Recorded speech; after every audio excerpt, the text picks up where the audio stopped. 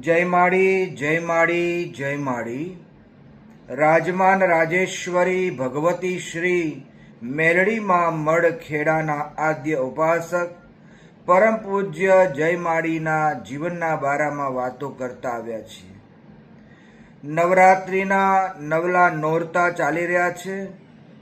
આજે અષ્ટમીનો પવિત્ર દિવસ છે.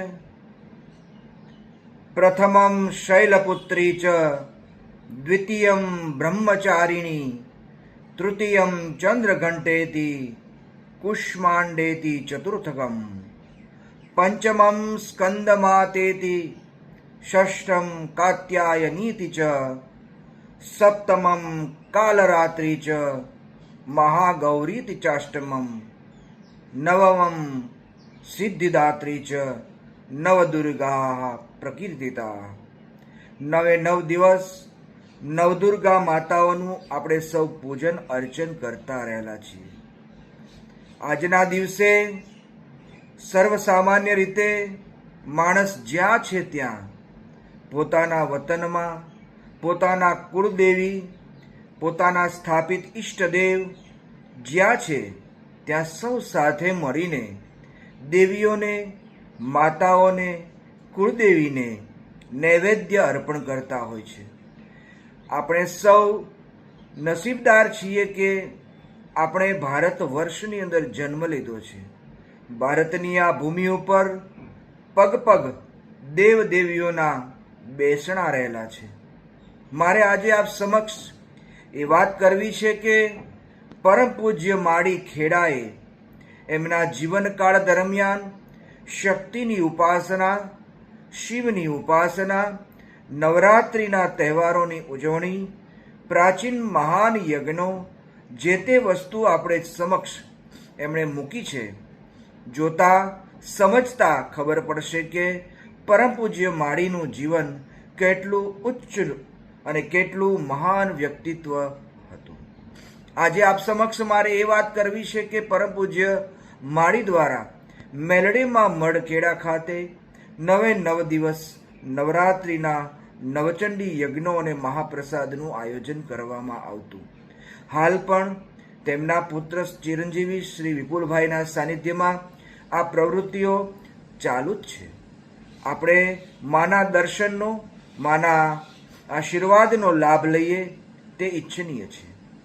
બીજું આપ સમક્ષ એ વાત કરવી છે કે વિશ્વવંદનીય પૂજ્ય માડી જેમનો જન્મ આ દિવસોમાં થયો છે, એટલે કે નવરાત્રિમાં, એટલે કે આજે આઠમની મધરાત અને નોમની વહેલી સવાર, એટલે ખેડાવાળા પરમ પૂજ્ય માડી શ્રી BS પંચાલનો જન્મદિવસ.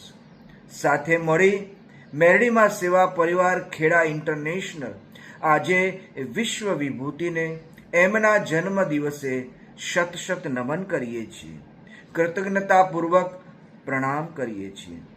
જેમણે પોતાનો જન્મ માનવ કલ્યાણને માટે, દેશ અને દુનિયાની અંદર શિવ શક્તિની ભક્તિ માટે, પરોપકારી કાર્યો માટે, પ્રાણી માત્રના કલ્યાણ માટે જેમણે જન્મ ધારણ કર્યો છે એવા પરમ પૂજ્ય માડી, જેમનું જન્મવું, અવતાર ધારણ કરવો, અવતરવું એ આપણા બધાને માટે એક વરદાન સ્વરૂપ ગણાય.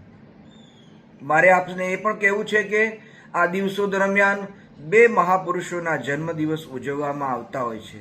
મારા જીવનમાં એ બંને મહાપુરુષોનો બહુ જ મોટો ફાળો છે, એમના આશીર્વાદ છે.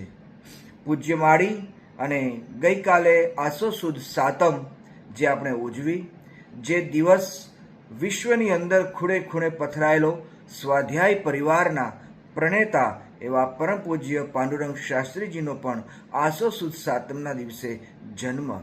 તો આ સાતમ અને આઠમ નોમ આ દિવસો દરમિયાન આ મહાન વિભૂતિએ જ્યારે વિશ્વની અંદર કલ્યાણકારી કાર્યો કરવા માટે જન્મ ધારણ કર્યો છે, ત્યારે આવો આપણે સૌ એ મહાપુરુષોને પ્રણામ કરીએ, વંદન કરીએ.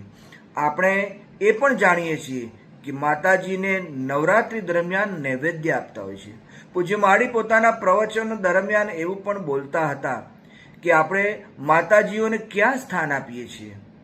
બેસવાનું ફળિયામાં અને ખવડાવવાનું નળિયામાં? ના, માળી એમ કહે છે કે એક વખત માને ફળિયામાં નહીં, માને ગોખલામાં નહીં, ગોખલામાં બેસાડવા કરતા માને આખે આખું ઘર સોંપી દો, પછી જુઓ તમને કેવી જીવન જીવવાની મજા આવે છે. એવી રીતે પૂજ્ય માળીના વિચાર એ પણ કહેતા હતા કે આપણે જે જમીએ છીએ, જેવું જમીએ છીએ, પોતાના ઘરમાં જે પણ રાંધીએ છીએ એ ખોરાક પ્રસાદ તરીકે માને જમાડીએ. આઠમના જ માને નૈવેદ્ય ધરાવવા એવું નહીં. પૂજ્ય માળી એમ કહે છે કે રોજ આઠમ મનાવો, અને માને જમાડીને જમો. રોજ રોજ આઠમ આપણે મનાવવાની, આપણે જે પણ જમીએ માને અર્પણ કરી આપણે જમીશું. અરે સૂકું મરચું અને રોટલો હશે તો પણ માં ભાવથી જો પીરસવામાં આવશે તો તે પણ હોંશે હોંશે ગ્રહણ કરશે. માટે આપણે જે પણ જગ્યાએ છીએ ત્યાંથી આપણા કુલદેવીઓને, આપણી ઈષ્ટ દેવતાઓને, આપણી આરાધ્ય દેવી દેવતાઓને નમસ્કાર કરી આજના દિવસો દરમિયાન, નવરાત્રિના નવલા નોરતા દરમિયાન પ્રાચીન ગરબાની પરંપરા વિશ્વમાં ઉજાગર કરનાર વિશ્વ વંદનીય પરમ પૂજ્ય માળીને એમના જન્મદિવસ નિમિત્તે સમગ્ર મેલડીમાં સેવા પરિવાર ઇન્ટરનેશનલ પ્રણામ કરે છે, વંદન કરે છે. જય માળી, જય માળી, જય માળી.